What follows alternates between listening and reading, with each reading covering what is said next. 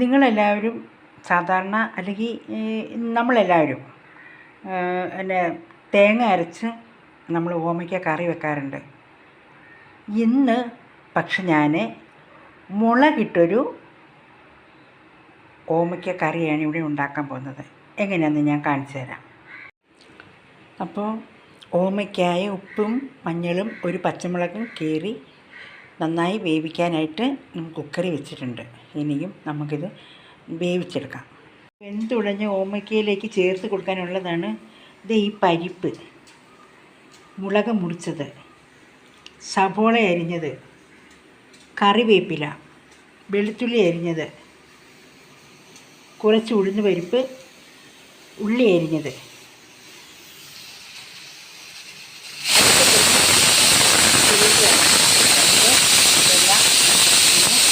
ചേർത്ത് കൊടുക്കാം. ഓമയ്ക്ക് നന്നായി വെന്ത് കിട്ടിയിട്ടുണ്ട്.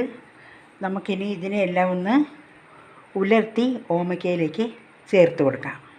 തിരിച്ചിട്ട് വെച്ച് കൊടുത്തിട്ട് എണ്ണ ഒഴിച്ച് കടുകിട്ട് കൊടുത്തിട്ടുണ്ട്. ഇനിയും നമുക്കാദ്യം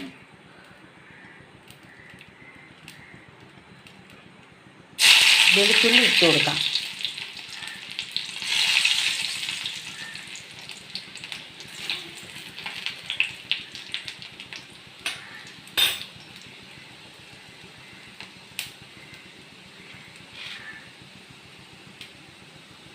വെളുത്തുള്ളി മൂത്തതിന് ശേഷം നമുക്ക് ഉഴുന്ന് പരിപ്പ് ഇട്ട് കൊടുക്കാം.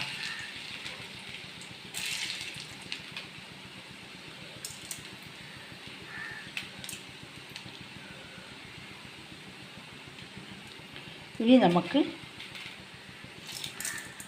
പരിപ്പ് ഇട്ട് കൊടുക്കാം.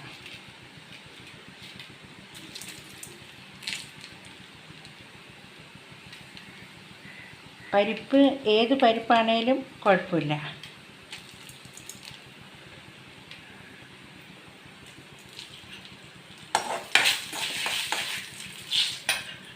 ഇതൊക്കെ ഒന്ന് മൂത്തിട്ടുണ്ട്. ഇനി നമുക്ക് ഇതിനകത്തോട്ട് സവോളേനെ ഇട്ട് കൊടുക്കാം.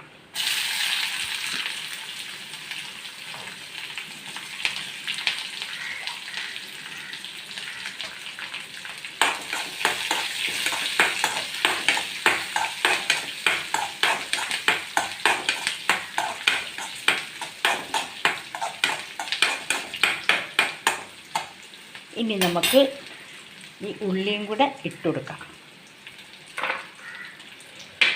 ചോറിട്ടോ, മുളക് മൂപ്പിക്കാൻ മറന്നുപോയി. നമുക്ക് ഈ മുളകിനെ ഇങ്ങോട്ട് ഇട്ടു കൊടുത്തൊന്ന് മൂപ്പിച്ചെടുക്കാം.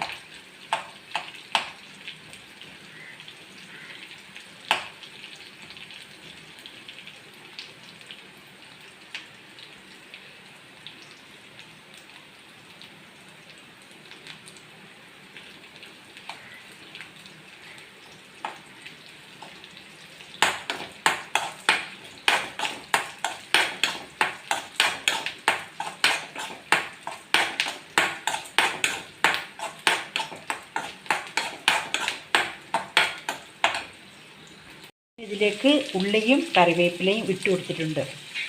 ഇട്ട് കൊടുത്തിട്ട് ഞാനിതൊന്ന് ഇളക്കി വെച്ചിരിക്കുക. ഇനി ഇതിനെ ഒന്ന് മൂടി നമുക്ക് വെക്കാം.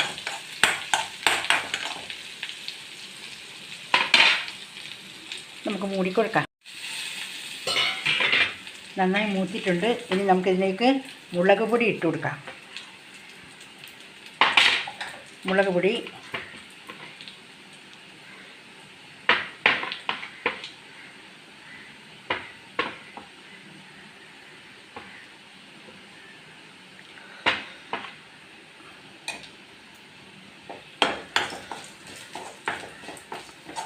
മുളക് പൊടി ഇട്ട് കൊടുത്തിട്ടുണ്ട്. ഇനി ഇതിലേക്ക് നമുക്ക് ഉടച്ച് വെച്ചിരിക്കുന്ന ഓമയ്ക്കായ ഇട്ട് കൊടുക്കാം.